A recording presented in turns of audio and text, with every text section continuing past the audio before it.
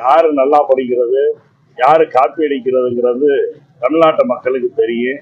என்னதான் காப்பி அடிச்சு சொன்னாலும் அவரு சொன்ன அந்த வாக்குறுதிகள், பழமொழி சொல்லுவாங்க, செவுடன் காதல ஊதுன சங்கு மாதிரி பழனிசாமி எதை சொன்னாலும் அது தமிழ்நாட்டு மக்கள் செவிகளில் ஏற்றுக்கொள்வதற்கு தயாராக இல்லை. எங்களுடைய ஒரே இது, ஏன்னா சொன்னதை செய்கின்றவர் என்ற இலக்கணத்திற்கு நான் ஏற்கனவே கூட சொல்லியிருக்கேன். சொன்னதை செய்பவர் அப்படின்னா கலைஞர் அவர்களை சொல்வார்கள், சொல்லாததையும் செய்பவர்னா அவரை சொல்வார். அது மாதிரிதான் இன்றைக்கு அவர் வழியில் இந்த அரசை நடத்துகின்ற மாண்புமிகு முதலமைச்சர் தளபதி அவர்களும் சொன்ன வாக்குறுதிகளை 5 ஆண்டு காலத்தில் நிறைவேற்றியிருக்கிறார்.